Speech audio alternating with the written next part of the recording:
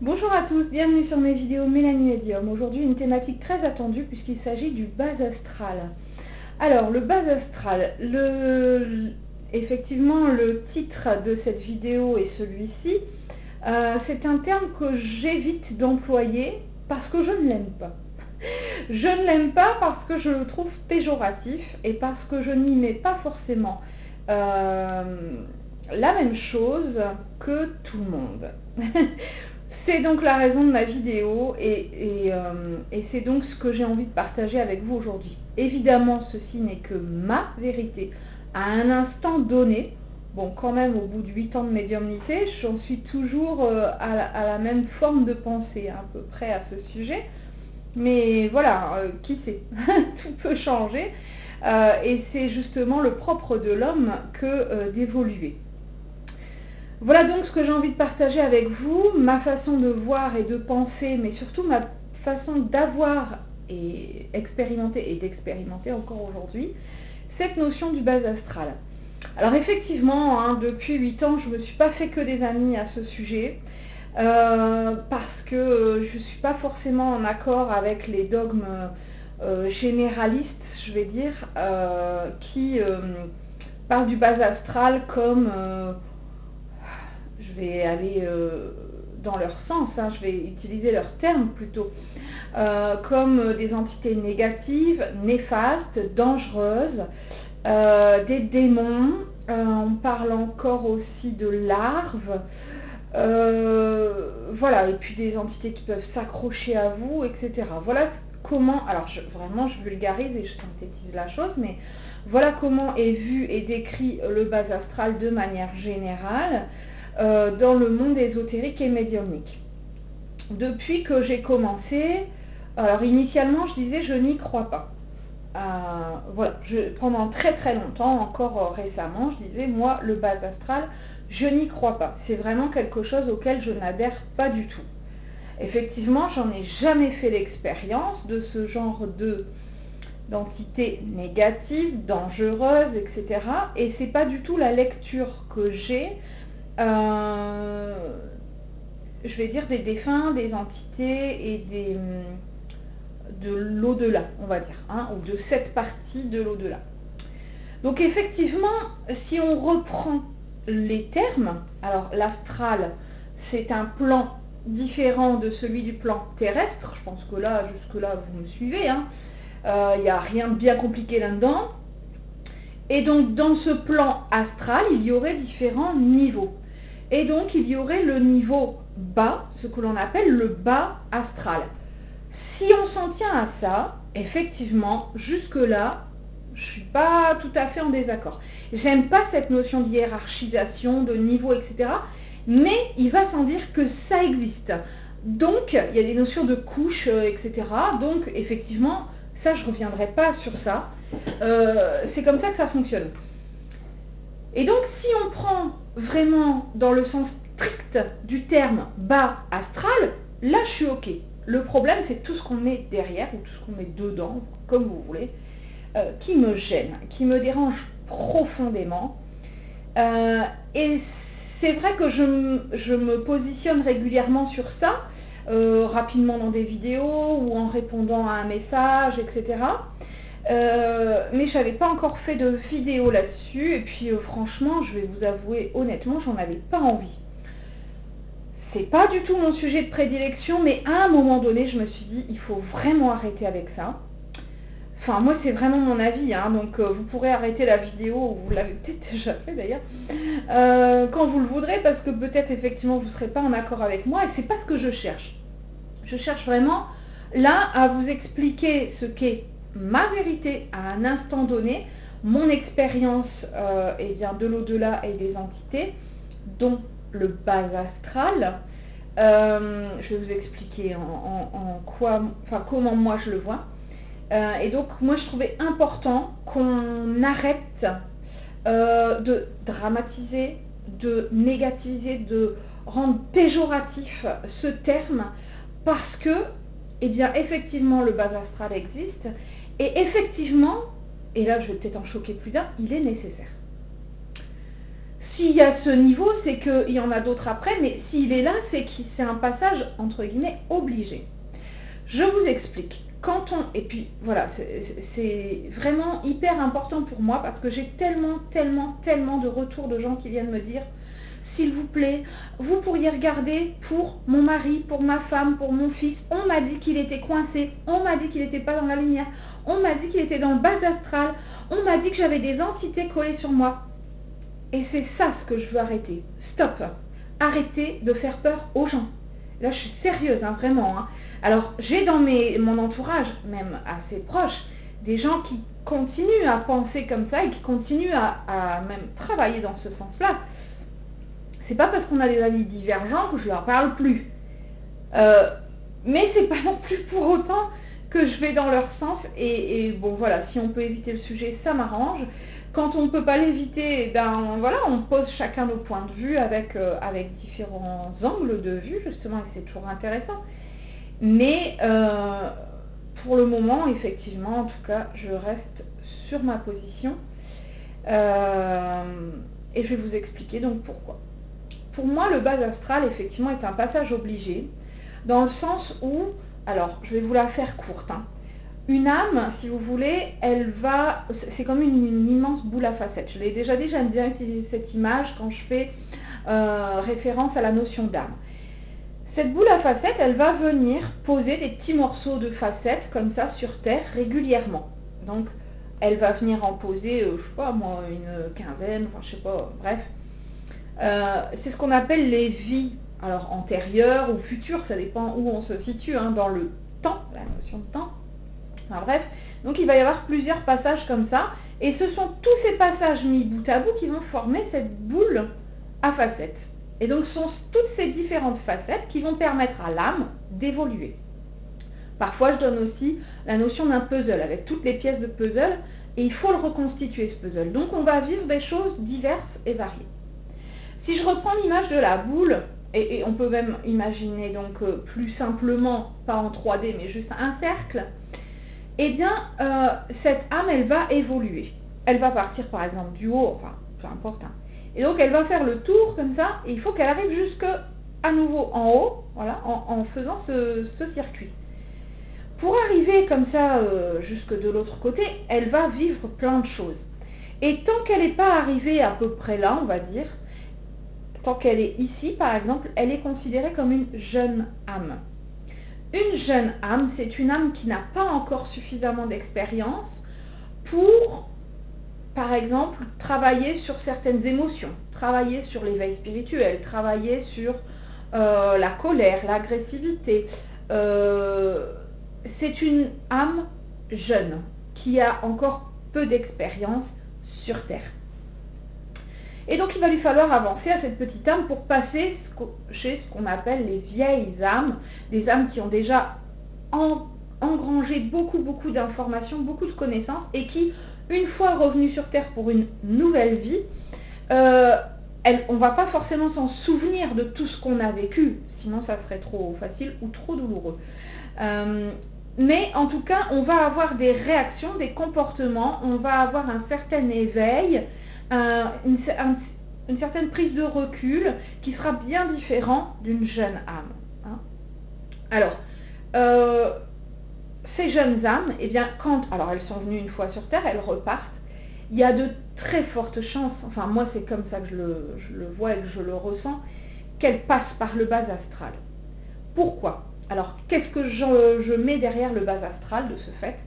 Effectivement, le bas astral va comporter des âmes jeunes, voire très jeunes, qui n'ont pas cette capacité, qui n'ont pas ce qu'on pourrait dire sur Terre, intelligence, c'est-à-dire la façon la plus adaptée de gérer une situation, donc qui n'ont pas cette capacité de gérer correctement leurs émotions, de passer à autre chose. Ce qui fait que cette jeune âme, qui par exemple serait décédée lors d'un accident, va rester ancrée avec des émotions de colère, de tristesse, de peur, d'angoisse, de soucis de vengeance, etc. Cette âme n'a pas la capacité de pardonner, de passer à autre chose, d'être en paix.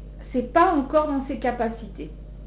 on n'a pas à lui en vouloir, il n'y a pas à être dans le jugement face à ça, c'est comme ça, c'est. Jusqu'à ce qu'elle revienne sur Terre, expérimenter de nouvelles choses, et ainsi de suite. Mais il faut un certain nombre de passages, d'expérimentation, de prise de connaissance, pour pouvoir dire, ok, ben ce bas astral, qui est vraiment relié aux émotions lourdes, aux énergies lourdes, difficiles à gérer, j'en ai plus besoin. J'ai passé ce palier, je me sens maintenant en capacité d'avancer, de pardonner, de gérer différemment mes émotions, de comprendre certaines choses. Je me sens en capacité de prendre du temps pour moi en tant qu'âme, pour me reposer, etc., etc. Et donc quand on est passé à ce stade-là, effectivement, on change de plan, enfin de niveau de plan, on va dire, on est toujours dans l'astral, mais on passe au niveau supérieur. Et ainsi de suite, hein. C'est comme un peu une tour à je ne sais pas combien d'étages, et donc plus l'âme avance dans son cycle, et plus elle va monter au niveau des étages, pour aller expérimenter aussi de l'autre côté. Donc le bas astral est lui aussi un plan d'expérimentation hors plan terrestre. Donc ce plan, alors je vais vous donner un exemple qui va peut-être vous être plus parlant, pour les gens qui auront regardé le film No Solar. Il s'agit en fait d'un médium, Chico Xavier, un médium brésilien qui a canalisé certaines informations de la part d'un défunt, qui lui a fait écrire un livre qui a ensuite été donc traduit en film. On le retrouve assez facilement quand même sur internet en version française. Et donc le tout début du film, il est assez impressionnant. Effectivement, si on ne reste que sur ça, on se dit ouh, ça fait peur.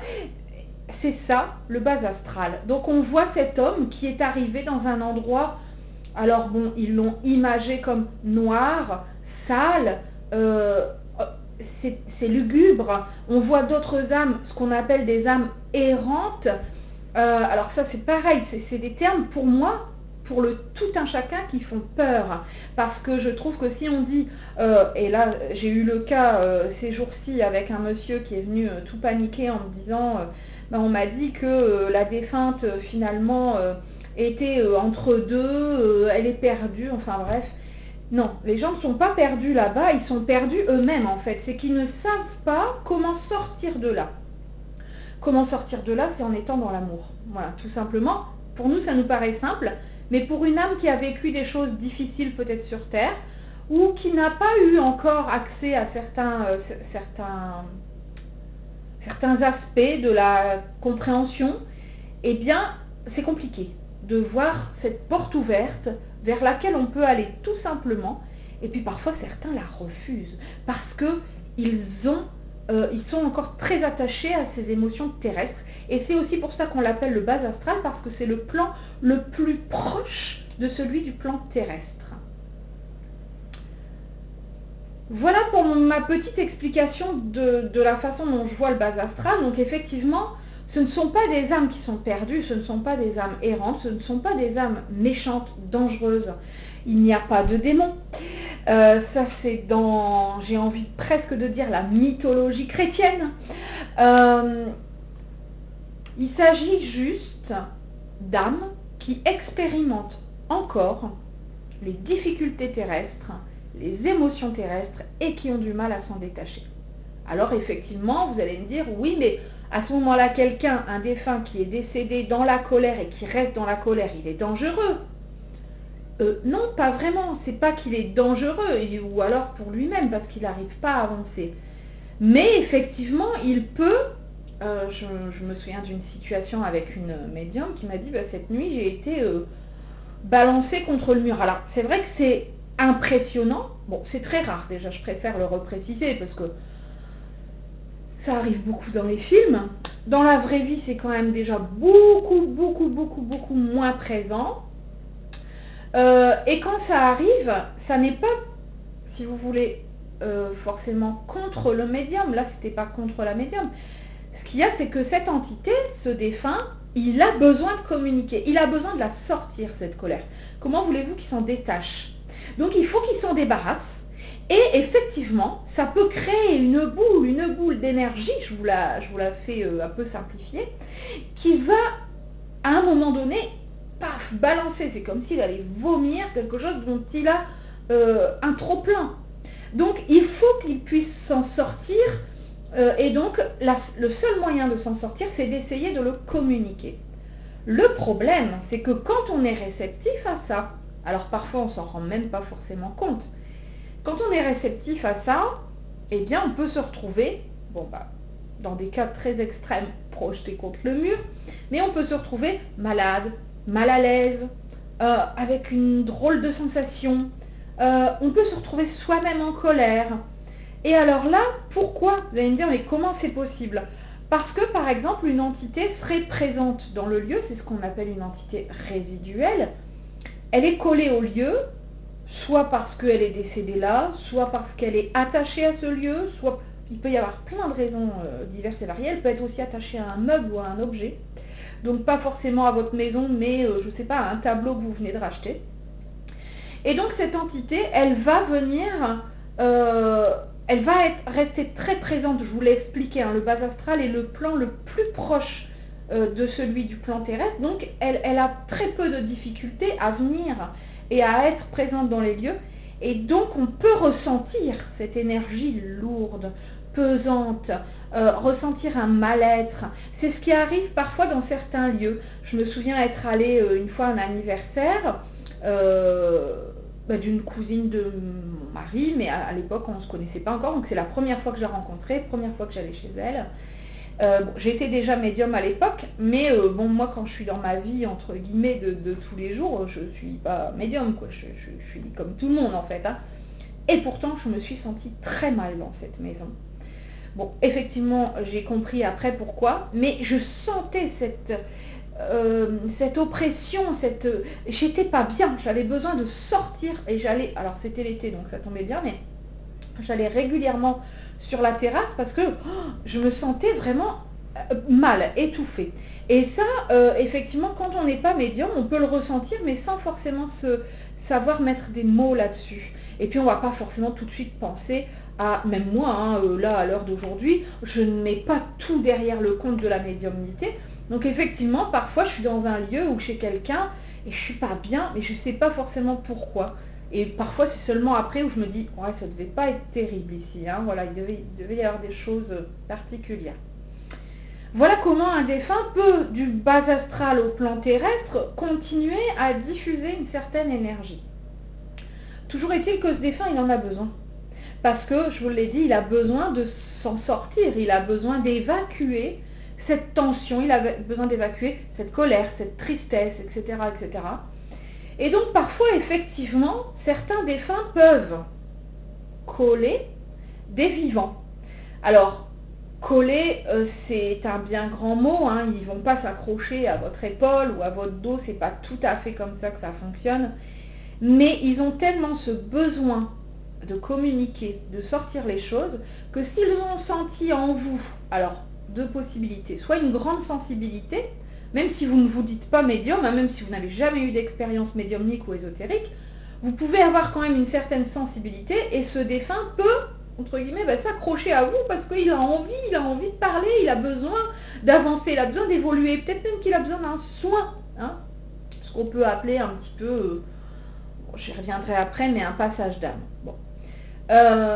Soit vous êtes sensible, voilà, soit au contraire vous êtes fragile. Bon, c'est de la sensibilité aussi, mais différent. Vous êtes malade, vous êtes en ce moment vous êtes justement triste ou en colère, paf, il va le défunt, l'entité, elle va, comment dire, percevoir cette même faille que vous allez avoir tous les deux par exemple, et elle va entre guillemets s'y engouffrer et dire, bah lui c'est mon frère d'armes, il est en galère comme moi, il va pouvoir m'aider. Et donc c'est comme ça qu'effectivement on peut se retrouver avec des entités qui sont présentes autour de nous et qui peuvent influencer notre santé, parce que c'est tellement lourd qu'on peut se sentir mal, et puis le défunt, l'entité, peut venir puiser, hein, une entité peut être énergétivore, c'est ce que certains appellent des vampires énergétiques. Voilà, alors c'est pour ça que moi je fais très attention à ces termes-là, parce que je trouve qu'ils font peur. Et que s'ils ne sont pas expliqués avec des mots justes et adaptés, ça fait quand même 20 minutes que je suis en train d'expliquer le truc, je pense qu'on peut effectivement tout de suite faire un rapprochement avec des films d'horreur, avec des scènes vraiment qui vont fiche la trouille, et c'est pas ça la réalité. Enfin, moi c'est pas du tout comme ça que je l'aperçois. Et j'ai beau avancer depuis 8 ans, j'ai beau m'ouvrir en me disant peut-être que c'est moi qui le vois pas, peut-être que je suis trop bisounours, peut-être que, j'ai toujours cette même vision des choses.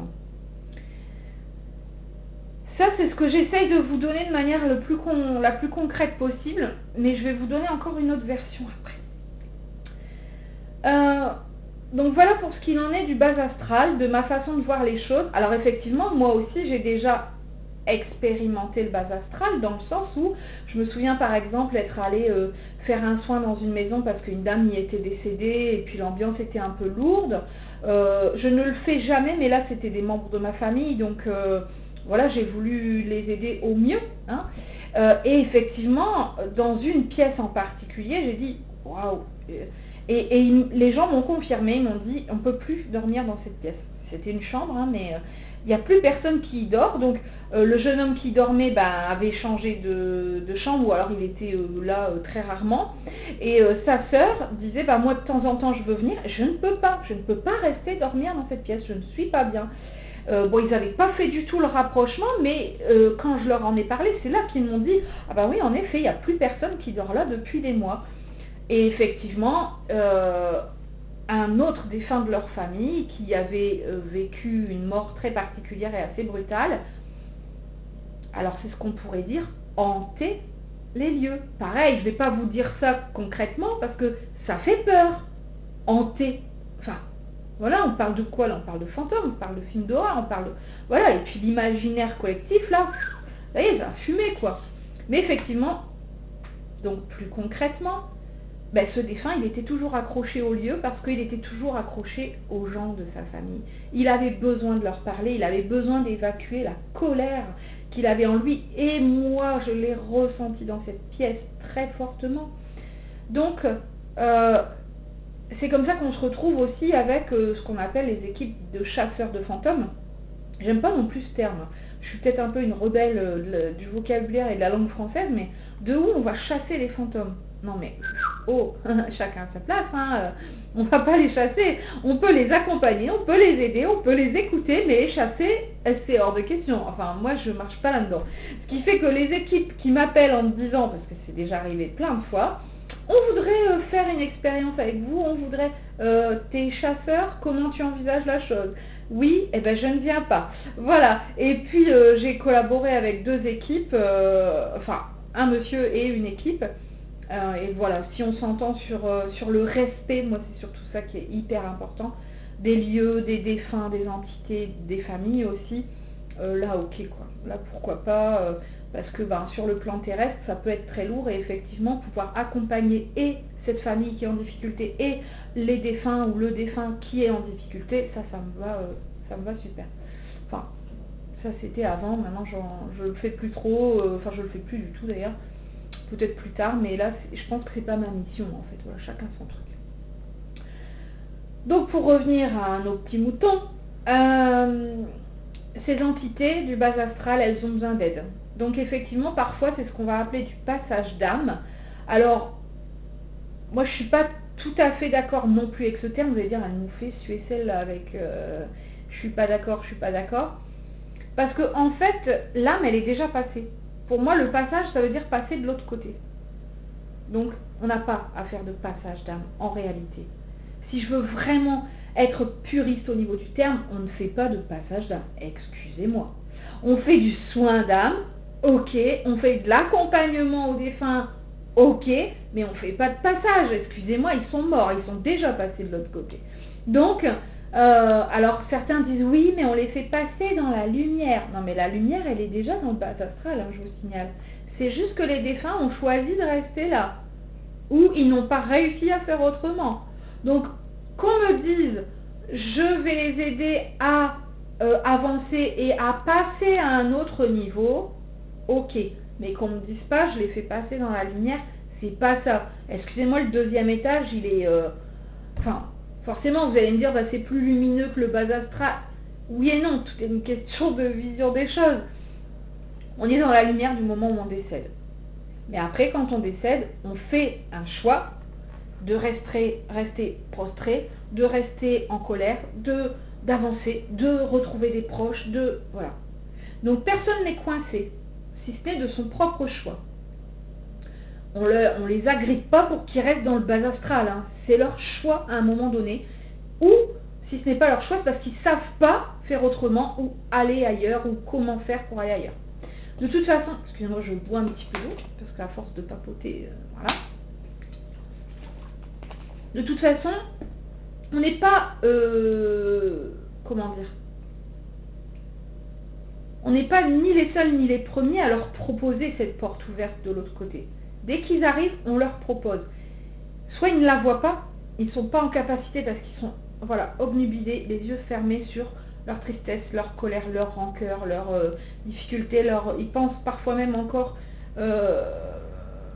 être malades et donc ils n'arrivent pas à se défaire de ça, enfin bref. Mais on leur a déjà ouvert la porte, hein. Enfin, c'est pas nous, petits terrestres, qui allons illuminer la pièce en allant passer des âmes dans la lumière.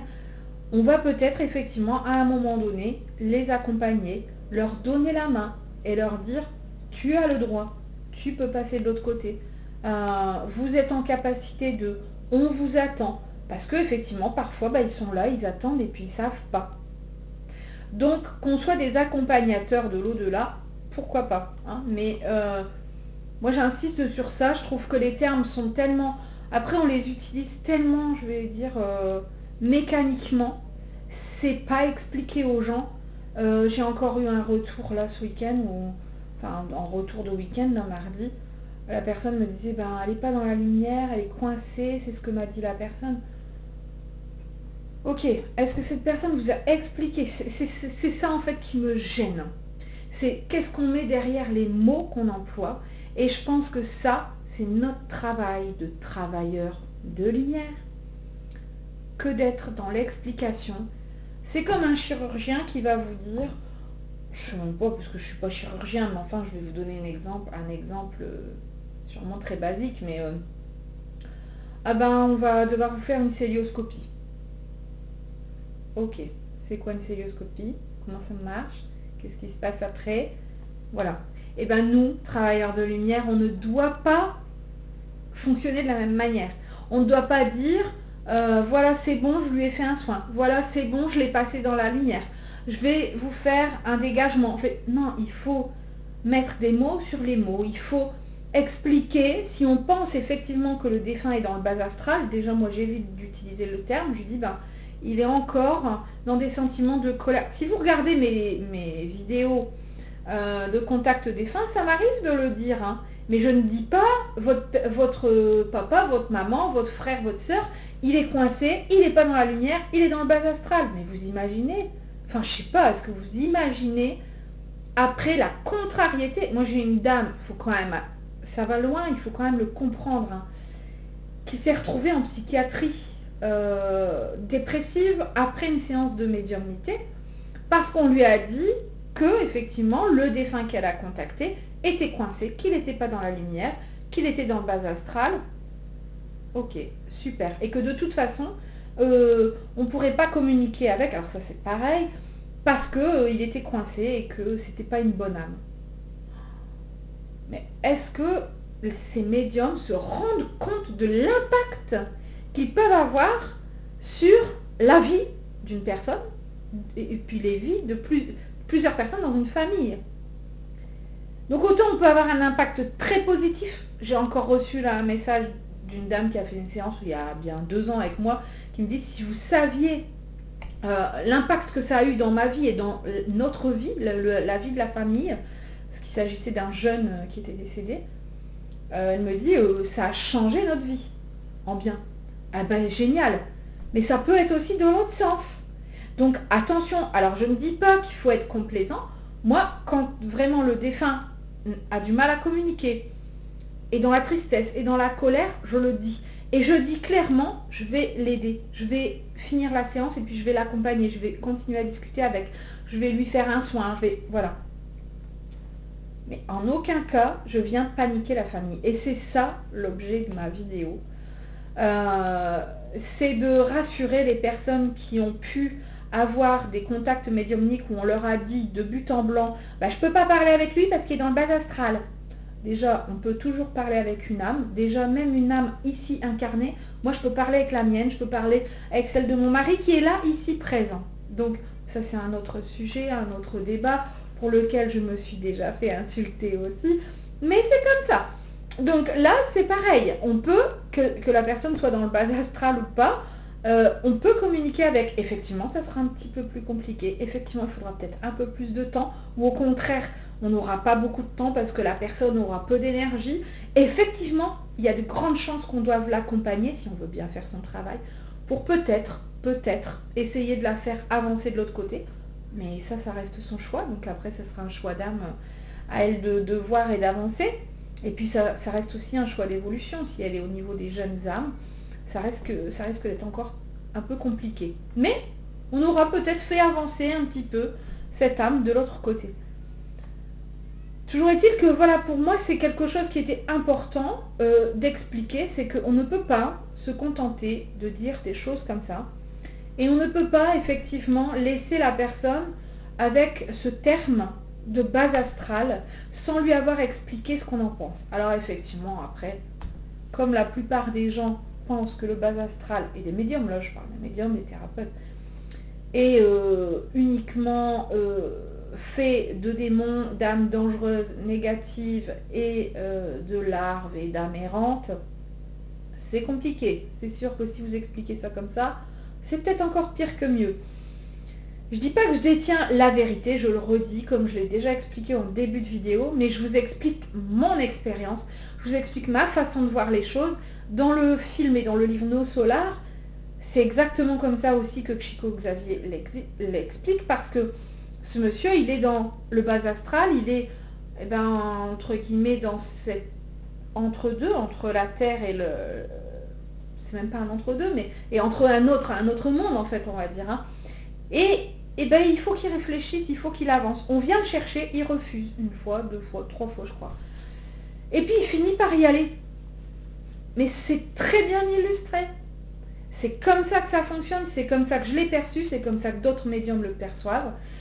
Et c'est comme ça, je pense qu'il faut vraiment diffuser cette information, parce que sinon, je pense qu'on est dans le faux, on est dans un égrégore de peur, et c'est là que je voulais arriver, et c'est comme ça que j'ai terminé ma vidéo. Ça fait, donc on est là maintenant en avril 2018, pour resituer la vidéo pour ceux qui la regarderaient ultérieurement. J'ai vécu là 3 mois, je suis toujours dedans de toute façon, hein, très difficile.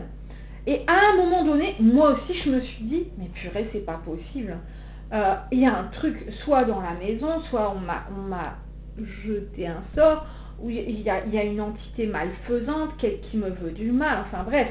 À un moment donné, on vit tellement de galères, parce que je vais pas vous les lister là, mais j'ai pas passé une semaine, mais pas une semaine sans avoir 1, 2, 3, 4, 5 problèmes, mais pas des petits problèmes, hein. Des hospitalisations, des choses graves. Donc, à un moment donné, ça peut, effectivement, l'ego peut entrer dans cette peur. Et puis, avec tout ce qui est véhiculé, effectivement, on a vite fait d'y croire. Et j'en parlais donc avec une amie, Delphine, si elle regarde cette vidéo, elle se reconnaîtra. Et elle me dit, non mais là, tu vois, tu joues le jeu de ton ego, de ton mental, tu rentres dans cette peur et tu fais grossir cet égrégore de peur en rajoutant une notion de base astrale, d'entité maléfique ou je ne sais quoi, qui n'existe pas, parce que tout ce qui existe doit être expérimenté. Et ça, je ne reviens pas sur ça parce que c'est quelque chose que je prône et que je valide et je partage assez régulièrement. Et vraiment, elle me dit, mais plus tu vas donner de force à cette idée-là, plus tu vas entrer dans la peur. Alors qu'en réalité, ce ne sont que des expériences que tu vis et qui n'ont aucun autre objectif, aucun autre but que de te faire apprendre des choses. Alors là, à l'heure d'aujourd'hui, forcément, je suis tout à fait d'accord avec ça. C'est vrai que quand on est en plein dedans, c'était il y a à peu près 1 mois et demi, 2 mois, c'était compliqué et donc voilà, ça tourne en boucle et on se pose plein de questions. Alors c'est pareil, vous allez me dire, oui, mais moi, il se passe vraiment des choses chez moi. Oui, mais moi aussi, c'est passé des choses chez moi. C'est comme ça que je suis devenue médium. C'était film d'horreur à la maison. Hein. C'était vraiment très particulier. C'est pas pour autant que j'avais chez moi des démons, voilà. Ce sont des entités qui veulent communiquer. Du moment où j'ai commencé à faire ça, du moment où j'ai dit, ok, je vous écoute, on n'a plus été embêté. Il faut savoir le faire, il faut pouvoir le faire, il ne faut pas le faire n'importe comment. Il faut aussi se faire aider parce que parfois, effectivement, on peut tomber sur des entités qui sont encore très chargées en colère, en tristesse, en émotion, en parfois souci de vengeance. Ils ne vont pas forcément vouloir se venger sur vous, fort heureusement. Mais ils auront ces accès-là d'énergie qui peuvent faire sauter les plombs dans la maison, qui peuvent créer une inondation, qui peuvent faire claquer des portes, faire tomber des objets, des choses comme ça. Donc effectivement, je ne nie pas tous ces événements-là parce que j'en ai été témoin, je ne le nie pas. Ce que j'explique, c'est que le bas astral, on doit arrêter de le négativiser, on doit arrêter de dramatiser la chose et surtout, je vous en supplie, on doit arrêter de le relier au côté, je vais dire, péché, au côté mal, au côté satanique, au côté démoniaque, relié directement au christianisme. Bon, ça, je vous laisserai faire vos recherches. Hein. Je pense qu'effectivement, on est ancré dans cette dichotomie bien-mal, surtout au niveau du monde occidental. Hein. Depuis maintenant plusieurs milliers d'années. Hein. Et malheureusement, on se retrouve toujours dans cette façon de voir les choses. Soit c'est bien, soit c'est mal. Donc une entité qui tape dans le mur ou si on entend crier la nuit, c'est forcément négatif. Non. Et puis c'est pas. Et puis qu'est-ce que ça veut dire négatif, qu'est-ce que ça veut dire positif, qu'est-ce que ça veut dire bien, mal. Bon, ça fera l'objet d'une autre vidéo plus tard, mais c'est ça ce que je voudrais partager en tout cas avec vous aujourd'hui, c'est cette notion du bas astral qui pour moi est bien loin d'être négative. Ce sont des âmes qui effectivement parfois peuvent être en peine, qui effectivement parfois peuvent être perdues parce qu'elles ne savent pas comment aller sur l'étage du dessus, qui effectivement parfois ont encore beaucoup d'émotions à évacuer. Mais c'est pas pour autant que ces âmes sont coincées, perdues, errantes. Et vraiment, j'incite tous les thérapeutes à se remettre en question. Alors, pas forcément sur la notion du bas astral, chacun va avoir sa vision des choses. Mais vraiment, remettez-vous, je vous en supplie, en question par rapport à la façon dont vous allez délivrer votre message, à la façon dont vous allez expliquer à la famille qui vous contacte comment vous percevez les choses et, s'il vous plaît, sans complaisance, soyez délicat et diplomate. C'est vraiment l'objectif de ma vidéo parce que je combats ça. J'aime pas ce terme, mais là, je pense que c'est quand même un peu ça. Et depuis 1 an, donc j'ai créé un groupe de coaching où on travaille, on partage autour de plein de notions. Et ça, je fais régulièrement un rappel en disant attention à la communication, attention à ce que vous véhiculez. Parce que le fait de dire tout simplement il est coincé dans le bas astral, vous véhiculez à nouveau de la peur, de la crainte. Et on crée à nouveau un égrégore qui va grandir, parce qu'on va en parler, parce qu'on va se renseigner, parce qu'on va avoir encore plus peur après, etc. Et là, on n'est pas dans la lumière. Je vous invite donc à vous positionner à nouveau avec un petit peu de recul, à vraiment vous dire, ok, tout est expérience, ici comme de l'autre côté, tout a sa place, tout est juste à un moment donné, parce que tout doit être expérimenté. J'espère que cette vidéo vous aura apporté quelques lumières, quelques informations. Je le rappelle, je ne détiens pas la vérité et en aucun cas je ne me permettrai de penser que c'est le cas. Je veux juste, à un moment donné, partager avec vous mes impressions, mes expériences et mes connaissances sur divers sujets.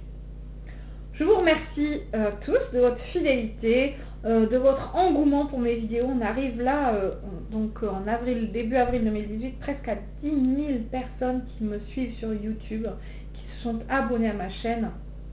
Merci, gratitude. Je vous embrasse tous bien fort. À bientôt.